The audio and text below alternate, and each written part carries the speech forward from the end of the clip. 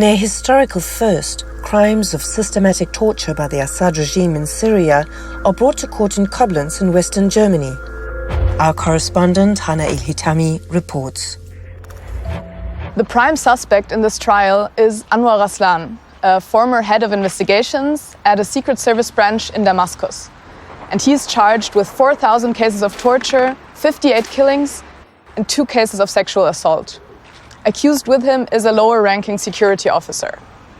Since April, in this courtroom behind me, witnesses have talked about overcrowded underground prison cells that smell of blood and mold.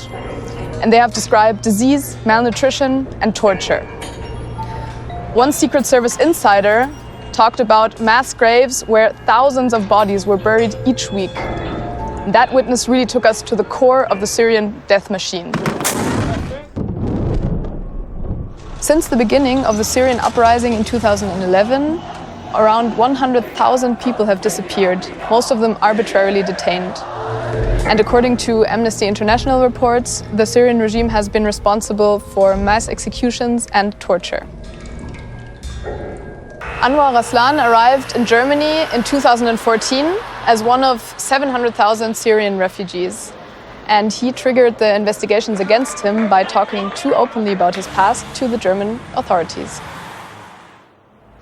The trial in Koblenz is based on the principle of universal jurisdiction, which allows German authorities to prosecute the gravest crimes even with no direct link to Germany. Syria is not a member of the International Criminal Court, ICC, and a UN Security Council referral to the ICC has been vetoed by Russia. So right now, national justice systems are the only way to bring perpetrators to justice. And it is not just one trial, but a multiplicity that are coming up in Europe, with a whole web of actors involved. There are evidence gatherers, such as Syrian NGOs, the United Nations International Impartial and Independent Mechanism, IIIM, and the Commission for International Justice and Accountability, CIJA, an international NGO. Coordinating agencies include Europol and the EU Genocide Network. And in many countries, specialized judicial and investigative teams are building cases. Luna Watfa is a Syrian journalist and herself a former detainee of the state security branch, where Raslan worked as head of investigations.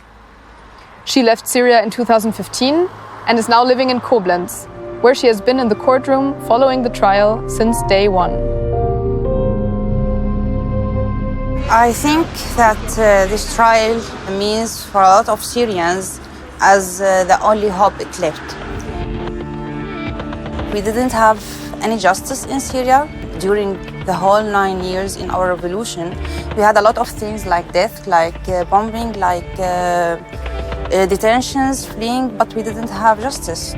We can see that some of victims coming here and they are able to give their testimonies here, and this is really important because that happened for the first time now. After that, I think it's only one step for another trials and another justice for another victims, Syrian victims, who will come to another trials and make the same things.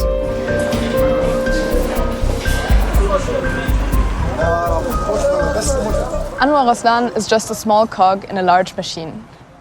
But the trial against him exposes a system of state torture in Syria. And it can serve as a model for all those working behind the scenes in Europe to bring the Assad regime to trial, while waiting for justice to be done within Syria.